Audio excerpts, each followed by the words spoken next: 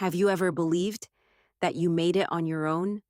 That everything you achieved came only from your effort, your decisions, your hard work? And what if one day you discovered that someone else had been quietly carrying the weight of your dreams without you ever knowing? This is a story about success, but not the kind people usually talk about. There are no loud celebrations here, no proud speeches, just a quiet truth, hidden for many years. When I was younger, I thought my life was simple. I went to school, I studied hard, I did what I was supposed to do. My parents worked a lot, and my older brother, he was just there. He didn't talk much. He wasn't the type to give advice or ask about my grades. He never said things like, "I'm proud of you." Sometimes, I even thought he didn't really care. Because while I was going to school every day, he wasn't. He stopped going at a very young age. At the time, I didn't question it. I thought, maybe school just wasn't for him. Maybe he didn't like studying. Maybe he chose a different path. That's what I told myself, because it made everything easier to understand. In the mornings, I would get ready for class, clean uniform, books in my bag, a clear direction in front of me. And when I walked past the front door, he was already awake, sometimes sitting outside, sometimes fixing something with his hands, sometimes just quiet. "Going to school?" he would ask. I nodded. "Yeah." He would give a small nod back. "Study well." That was it. Short conversations, simple words, nothing special. Or at least, that's what I thought. Years passed like that. I moved forward, step by step, class after class, while he stayed behind, working small jobs, carrying things, fixing things, doing whatever he could. I didn't pay much attention because I was focused on my own path, because I believed this was just how life worked. Some people study, some people don't, and everyone chooses their own way. But I was wrong. I just didn't know it yet. The truth didn't come all at once. It came slowly, in small pieces, in quiet moments, until one day, everything I believed about my life changed completely. The first time I noticed something, it didn't feel important. It was just a small detail, a worn out pair of shoes. They were my brother's. I had seen them many times before, but that day, something felt different. The sole was almost gone. The fabric was torn at the sides. And yet, he still wore them every day. I remember asking him, "Why don't you buy a new pair?" He looked at me for a second, then smiled a little. "They're still fine," he said. I didn't think much about it, because at that time, I had just received a new pair of shoes, clean, comfortable, perfect for school. I was happy, and I thought that was normal. Later that week, I needed money for a school activity. It wasn't much, but I hesitated to ask my parents. They were already working so hard. So somehow, my brother found out. He didn't ask many questions. He just handed me the money. "Use it," he said. I was surprised. "Where did you get this?" He shrugged. "Just saved up." Again, simple words. No explanation, no story. I took the money. I said thank you. And I moved on. Because I didn't see the full picture. Because I didn't want to look deeper. Or maybe I just didn't know how. As time went on, these small moments kept happening. Whenever I needed something, books, fees, supplies, it always worked out. Not easily, but somehow, it always worked out. And my brother was always there, not in front, not asking for attention, just quietly making things possible. I started to notice a pattern. He worked more than anyone I knew. Early mornings, late nights, no complaints. Sometimes I saw his hands, rough, scratched, tired, but he never mentioned it, never explained, never said, "I'm doing this for you." because he wasn't that kind of person. Or maybe he didn't want me to know. One evening, I came home earlier than usual. The house was quiet, too quiet. I walked inside and I heard voices from the back room. My parents, they were talking softly, almost whispering. I wasn't trying to listen, but then I heard something that made me stop. He sold it. A pause. His chance, his future. My heart tightened. I didn't understand, but I knew. They were talking about my brother. I stood there for a long time, not moving, not breathing, because something inside me felt different. For the first time, I had a feeling that the life I was living was not as simple as I believed. I didn't walk into that room.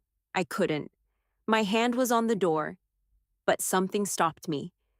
Fear, maybe, or the feeling that once I heard the truth, nothing would ever be the same again. So I stepped back, quietly, carefully, as if making no sound could somehow keep everything unchanged. That night, I couldn't sleep. The words kept repeating in my mind.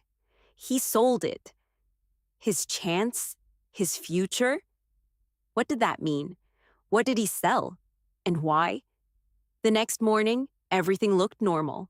My brother was outside again. Same place. Same quiet expression. Going to school? He asked. I looked at him longer than usual. His face, tired but calm, as if nothing in the world could disturb him. Yeah, I said softly. Study well.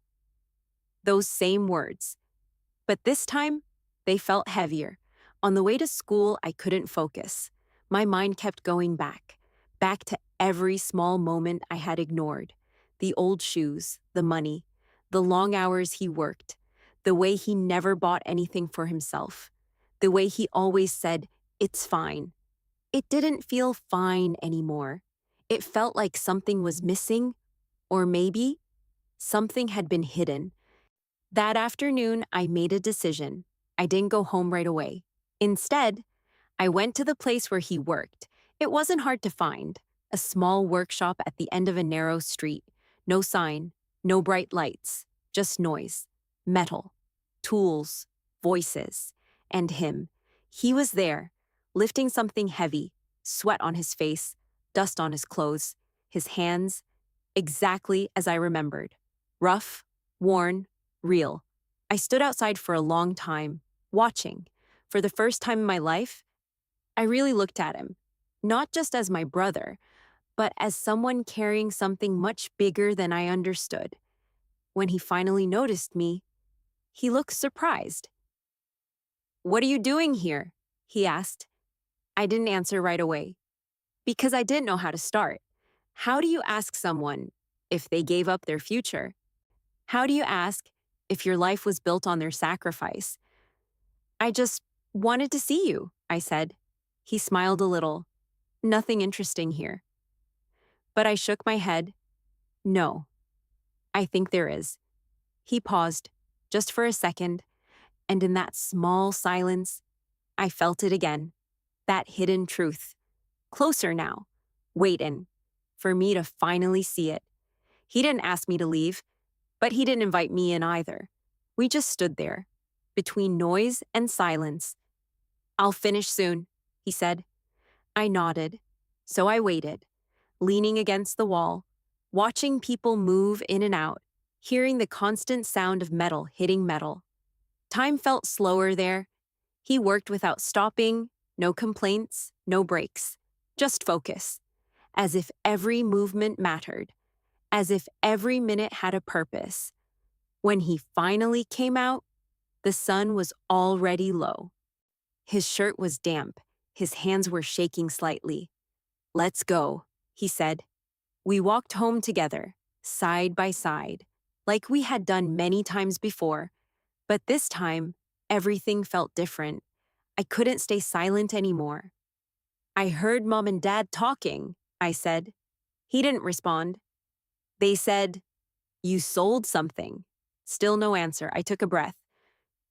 "Your future," He stopped walking, not suddenly, just slowly, as if he had been expecting this moment for a long time. "It's nothing," he said quietly, but this time, I didn't believe him. "It's not nothing," I replied. My voice was shaking, because now I needed to know. For a few seconds, he said nothing. The street was quiet, only the sound of distant traffic. Then he sighed, a small, tired sound. "When we were younger," he began. Someone had to stop. My chest tightened. "What do you mean?" He looked straight ahead, not at me. "At that time, we didn't have enough money." "I know that," I said. "But why you?" He smiled a little, because it was obvious to him. "Because you were better at studying." I froze. Those words, simple, but heavy. "That's not a reason," I said. "It is," he replied. "You had a chance." "And you didn't?" I asked. He didn't answer immediately. Then he said something I will never forget. "I did." A pause. "But I chose to give it to you." The world around me felt completely still.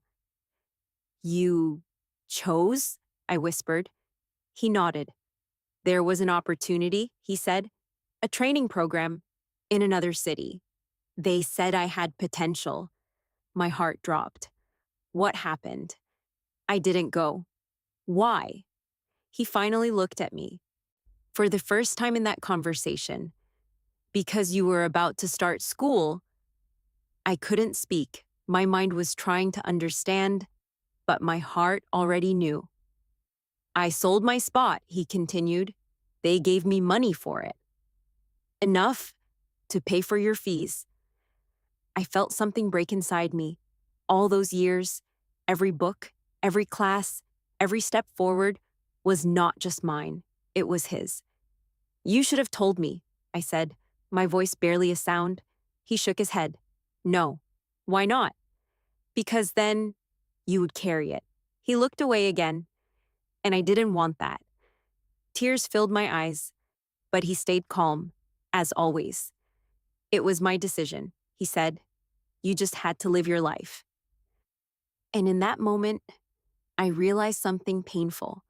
I had been living my life freely because he had quietly given up his. We didn't say anything after that. There was nothing left to explain. The truth had already filled the space between us. Heavy, quiet, impossible to ignore. We continued walking home, but it didn't feel like the same road anymore. Every step felt different. Because now, I wasn't just walking beside my brother. I was walking beside someone who had given up something I could never repay. That night, I sat alone in my room, books open in front of me, but I couldn't read. The words didn't make sense anymore, because for the first time, I understood what those books had cost. Not money, but time, effort, dreams, his dreams. I thought about everything I had achieved, every good grade, every small success, moments I had been proud of, moments I believed were mine. But now, they felt different, not smaller, but deeper, because they didn't belong to me alone. The next morning, I woke up earlier than usual. He was already outside, like always, the same place, the same silence. "Going to school?" he asked. I looked at him, really looked, and for the first time, I saw not just my brother, but a life he didn't live. "Yes," I said. Then I paused. "But not the same way as before." He didn't understand, and that was okay, because this wasn't something I could explain with just words. From that day on, I changed the way I lived. I studied harder, not because I had to, but because I wanted to. Because every page I read, every step I took forward, was also a step he never got to take. I stopped complaining about small things, stopped taking simple moments for granted, because I knew now nothing in my life had come easily. It had been given to me quietly, by someone who never asked for anything in return. Years later, when I finally stood on a stage, holding something I had worked so hard for, people clapped. They said my name. They called it success. But in that moment, I didn't think about myself. I looked into the crowd, and I found him, standing in the back, as always, not in front, not asking to be seen, just there, watching. I walked down from the stage, not quickly, but directly, through the crowd, until I stood in front of him. For a second, we said nothing. Then I spoke. "This is yours too." He shook his head immediately, but I didn't let him. "No," I said softly. "You gave me this." Before I even knew what it was, his eyes changed just a little. And for the first time, I saw something he had never shown before. Not pride, not regret, but quiet peace, the kind that doesn't need words. Thank you for listening. If you have someone in your life, someone who has quietly supported you, don't wait years to understand it. Look closer, ask more, appreciate sooner, because sometimes the greatest sacrifices are the ones no one ever talks about.